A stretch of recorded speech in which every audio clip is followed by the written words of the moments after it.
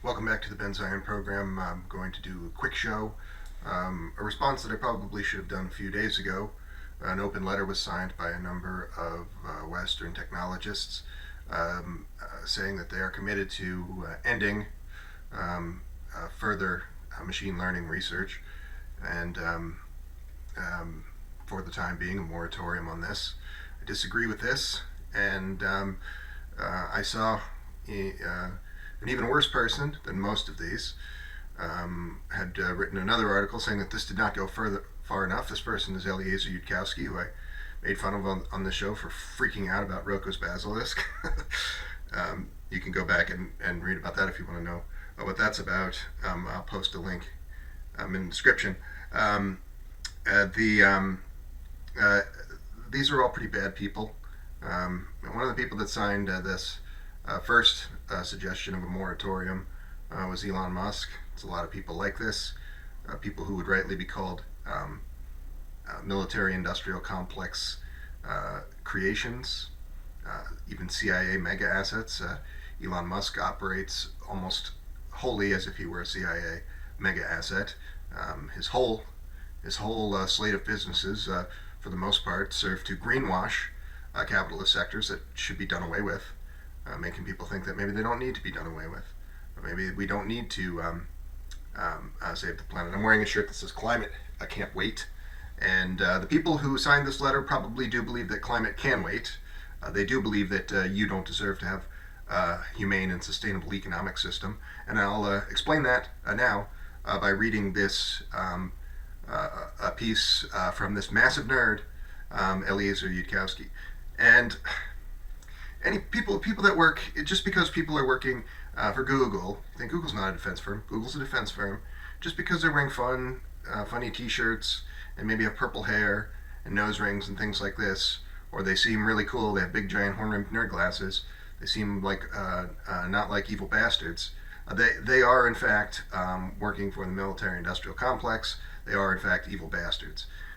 And similarly, somebody like Eliezer Yudkowsky is not very dissimilar from the people like the first folks working at the Rand Corporation and dozens of other operations in the wake of the Second World War. In the wake of the Second World War, Americans were thinking, well, we had a depression, we almost had to get rid of capitalism, which you should have done, but one thing that helped that was a massive amount of war profiteering in the course of what was going on in the Second World War. If we want to avoid having to get rid of capitalism in the future, we need to continue that war profiteering. But we no longer have a Hitler funny mustache guy to fight against. And also, we are fascists ourselves, so we don't really want to be fighting other fascists. So we'll create this whole fiction of the Cold War and create this whole ongoing permanent fixture of the military-industrial complex that continues that propping up of capitalism at the expense of killing the whole planet. What's happened in the 3/4 of a century since is the planet has effectively been murdered. And that's because of the United States and because of capitalism. And somebody like Eliezer Yudkowsky or all these other tech X-risk people, I'm concerned about X-risk, ethics X-risk. All of these people are people who are defending this system. That's their job. Their job is not to protect you. And without further ado, I shall explain that. An open letter published today calls for all AI labs to immediately pause for at least 6 months the training of AI systems more powerful than GPT-4. I saw a thing from Tech Can't Wait, Paris Marx. He had reshared somebody else, and it showed a little screensaver from early 2000s Windows. This little tubular guy going, and the guy in this meme said, "My computer started making these tubes all on its own. We're not ready for what comes next." The concerns about generative AI are mindless moral panic, and I will explain why these CIA assets are engaging in this moral panic momentarily. The 6-month moratorium, says Eliezer Yudkowsky, a fascist nerd, would be better than no moratorium. I have respect for everyone who stepped up and signed it. There's a lot of respect for other CIA assets and mega assets. It's an improvement on the margin. I refrained from signing because I think the letter is understating the seriousness of the situation and asking for too little to solve it. Yeah, and you're not, and Eliezer Yudkowsky is not a CIA mega asset. It's only in moments like this that Eliezer Yudkowsky gets to write for Time magazine. For the most part, he's hanging out with other techno-fascists well outside of mainstream dialogue. Um, um, the key issue is not human competitive intelligence, as the open letter puts it. It's what happens after AI gets to smarter than human intelligence. And here is where the lies begin. Key thresholds there may not be obvious. We definitely can't calculate in advance what happens when, and it currently seems imaginable that a research lab would cross critical lines without knowing. Many researchers steeped in these issues, including myself, expect that the most likely result of building a superhumanly smart AI, under anything remotely like the current circumstances, is that literally everyone on Earth will die. Not in an maybe possibly some remote chance, but in an that is the obvious thing that would happen. It's not that you can, in principle, survive creating something much smarter than you. It's that it would require precision and preparation and new scientific insights, and probably not have AI systems composed of giant inscrutable arrays of fractional numbers. Oh no, big numbers. That's so bad. What are they really talking about when they're talking about this set of problems? He goes on to describe this in an even less clear way as this virtual shadow world that's beyond our comprehension. Okay, I'm working on a comic book right now. We're doing a lot of stuff about a virtual shadow world that's beyond our comprehension, but that's a comic book. It's not something that you should be reading about in a reputable newspaper, which Time magazine really isn't. It's capitalist. When he's talking about this inscrutable shadow world, that's not what he's scared of. It's not what any of these people are scared of. These are people, all of these tech bros, who just seem like cool guys throwing a frisbee and saying fun stuff, are no different than the pencil protector guys working at little pocket protector fascist nerd guys working at the Rand Corporation 3/4 of a century ago. So they are not trying to prevent these dark doings from occurring. What they are trying to prevent, at their own expense, is a world wherein workers now have power equal to that of the ruling elites whom they serve. And because of their dedication to the existing fascist Western institutions, they are making up these lies and telling these science fiction stories. That's kind of like a third of Elon Musk, the most prominent of these mega assets. It's like a third of his whole persona is just doing the same bit that Eliezer Yudkowsky is doing in this article. To visualize a hostile superhuman AI, don't imagine a lifeless, book-smart thinker dwelling inside the internet and sending ill-intentioned emails. And he said, don't imagine this science fiction world. But now I'm going to tell you another science fiction world. Envision an entire alien civilization thinking at millions of times human speeds, initially confined to computers, in a world of creatures that are, from its perspective, very stupid and very slow. Right? Like, whose perspectives are these? Is this AI?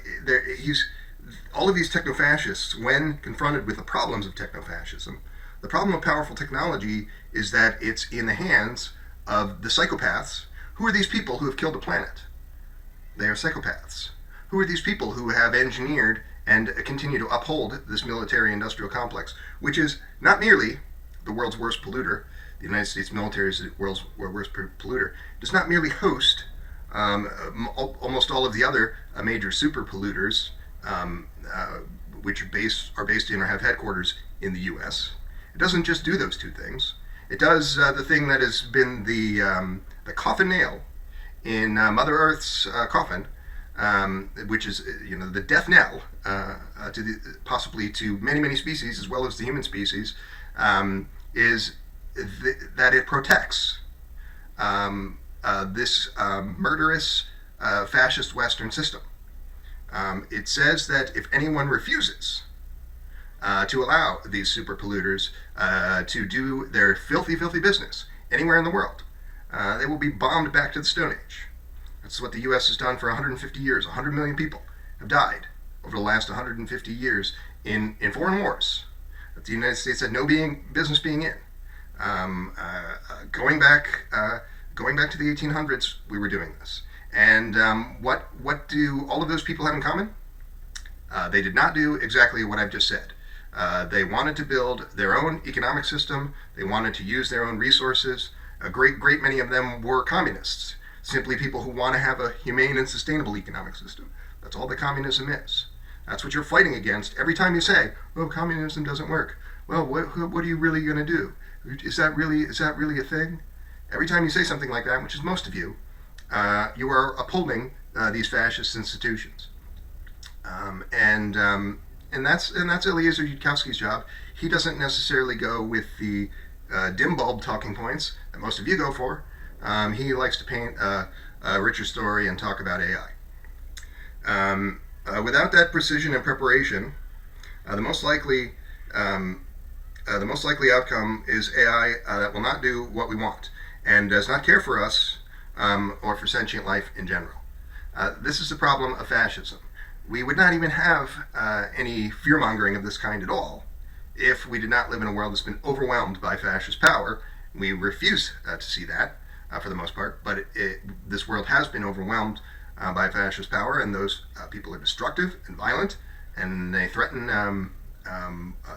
worker movements at every turn, and they threaten systems that would be humane and sustainable at every turn.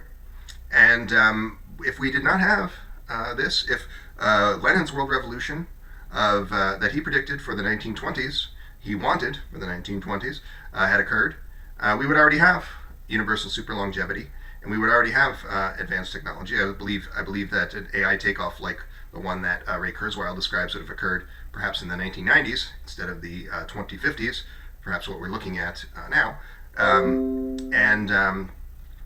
So this, but without fascists, with their grimy, evil fingers in every pie across the world, across tech sectors and across the Western world, and this military hegemon that enforces its power, without these people, you would not be afraid of artificial superintelligence. You'd be thinking, my God, the people who are going to be using this are going to be doing great things for all of us. But because of you accept this world of fascism, you see it more through this techno-thriller lens. Oh my God, the intrigues are going to sharpen.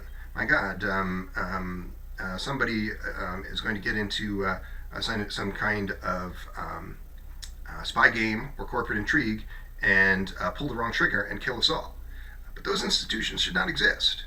And it is precisely these kind of people who are protecting those institutions and not in favor of the kind of techno-communism that I describe, using advanced interfaces and advanced algorithms in conjunction, and bringing together a larger and larger number of people who are enhanced with advanced interfaces, not necessarily the surgical kind that people like Elon Musk are touting. I believe that is itself a kind of misinformation, because these advanced interfaces can easily be something that would be taken on and off that would have a similar strength. That's not just a matter of speculation. These things exist. I've read a few articles describing brain-computer interfaces of this kind that are now themselves pushing up to the edge of being what we're describing AI being in this story, having general human abilities. That's to say, you're not going to be losing out by using this brain-computer interface, because you could just be talking and typing 100 times faster than the brain-computer interface. Right now, this is generally for people that have significant problems. Maybe they have to stay in bed all day because they're paralyzed. Maybe they have worse problems. Still, they're in a locked-in state or something close to it. This sort of thing can make their lives a lot better. Those people live in hell. But in a virtual space, they're not living in hell anymore. They're having a nice, happy life. Maybe they're playing with a puppy or something, or they're doing valuable work instead of being locked in or just staring at the television.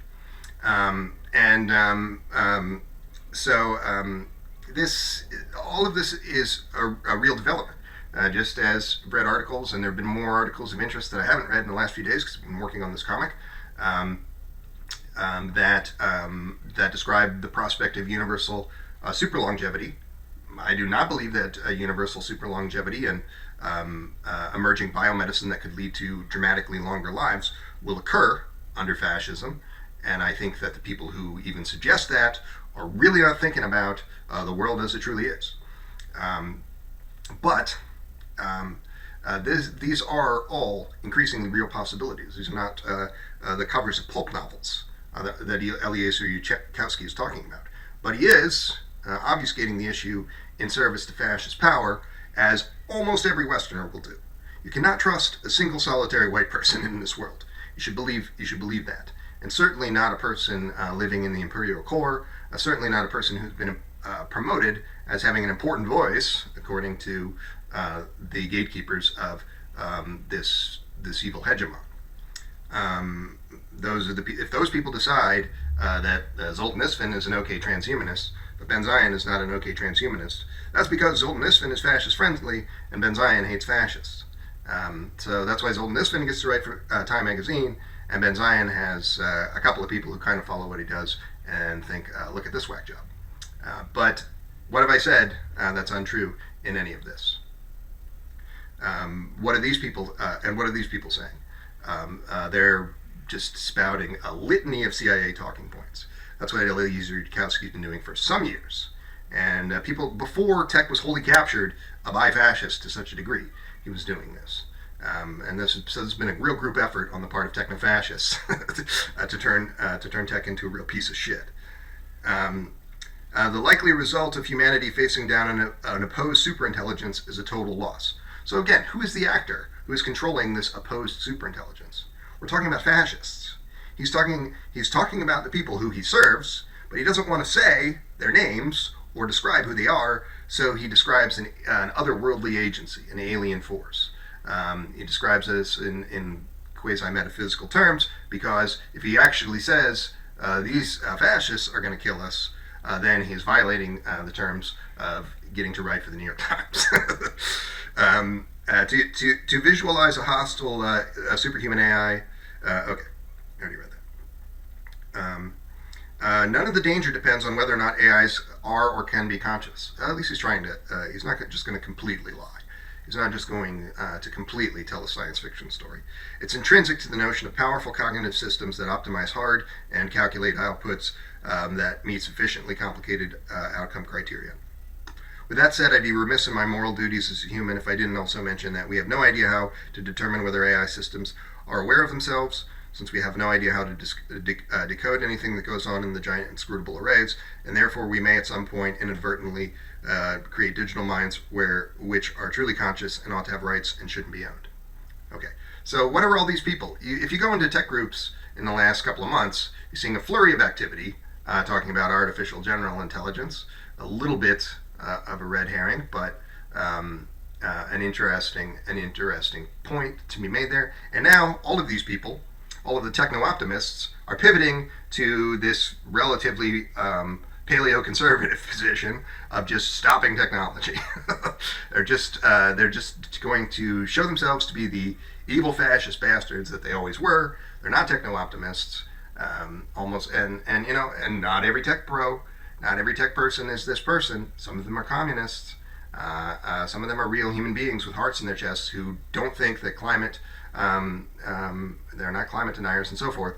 But it's a tiny, tiny fraction. I say 1 in 1,000, 99.9% are basically fascist sympathizers or worse, and I would stand by that. But maybe you want to do a little more rigorous analysis. Speaking of rigorous analysis, I've been looking at the life extension community and the rate of death among visible figures there. And life extensionists are usually not people who are not necessarily visible figures, any figures. They're not necessarily people who are super wealthy. That's a little bit of a misconception. But they are people who are definitely a little on the bourgeois side in their thinking and in their background and net worth and so forth. But if you compare that to this other group of folks, let's just say the white bourgeois generally, because these are all white people, really, that these life extensionists are dying at a higher rate, and slightly higher, as high or higher rate as everyone else. I think it seems to be slightly higher in the last few years. And so why are they dying? Well, maybe it's a blip, right? A lot of people still dying. 1,500 to 2,000 people dying every day of coronavirus. It's not over. The vaccine is a Band-Aid on a giant gaping wound. We need to have stopped this a long time ago with lockdowns and masks and all of the things that people are not doing and not relying on for-profit vaccines. A horrible, horrible idea for the most part. The for-profit part, of course, being the problem.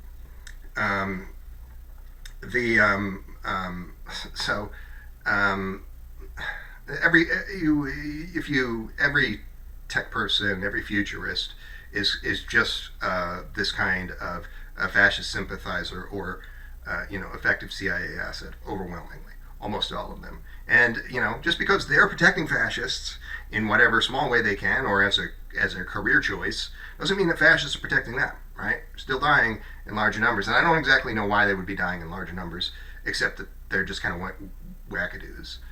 Maybe they're taking weird risks or something in terms of the treatments that they're pursuing. Maybe they're just not quite living in reality enough to do the normal stuff that would extend their life, like wear a mask. But they're dying in numbers as great as any other community outside of the targeted communities.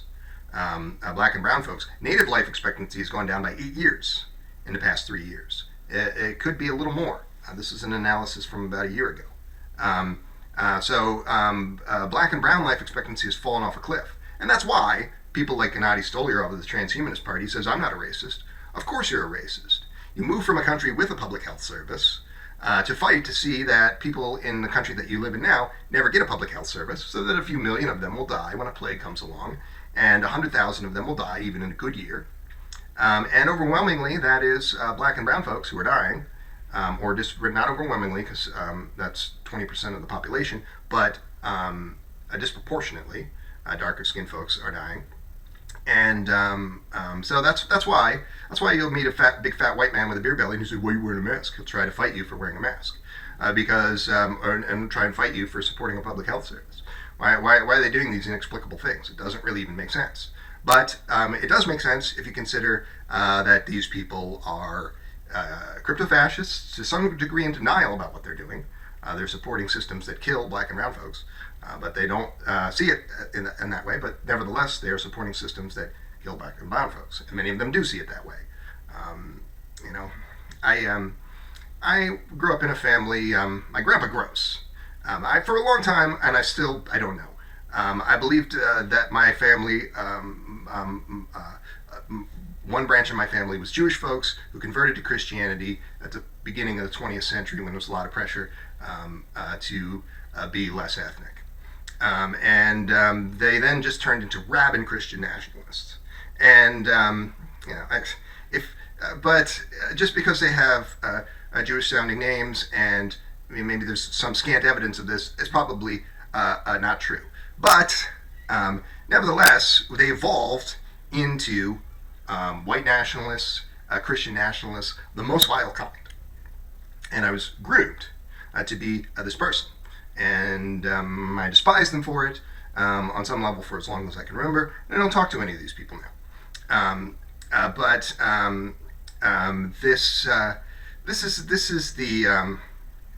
This is the kind of country that you live in, where almost everything that you just think of as an ordinary, acceptable cultural institution, or the larger part of the national infrastructure, is something that is doing work to support fascist power. And anyway, don't read Eliezer Yudkowsky. I'm not going to read the rest of this garbage. Half of it, how does you even get this kind of gibberish into the New York Times? Just because there's well, people are really talking about AI.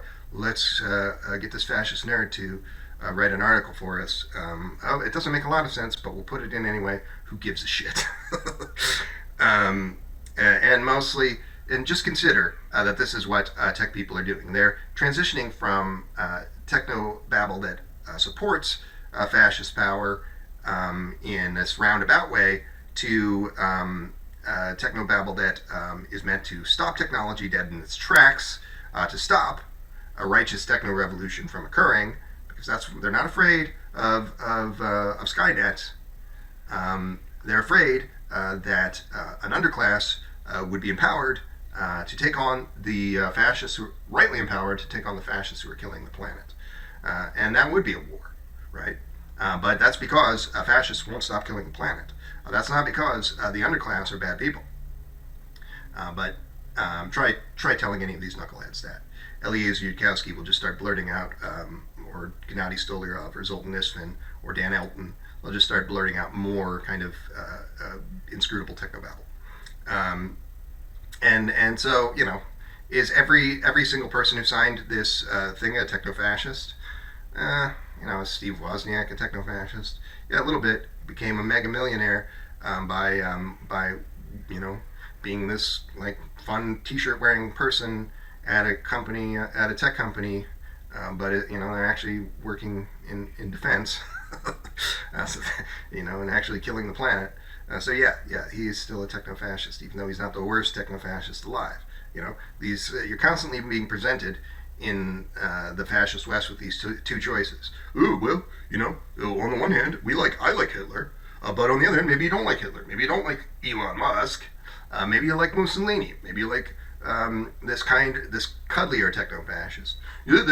Think of those two choices: Hitler, Mussolini. Never at any point are you encouraged to consider the ideas of people who are not Hitler and Mussolini. And people like this get crushed against the sides or silenced almost as a matter of course. And nobody even really cares, right? Not even communists care about this. They don't care about tech conversations. There you go. Don't fuck Eliezer Yudkowsky, and fuck this paper saying that the tech is moving too fast. These people are just crypto fascists, almost to a man.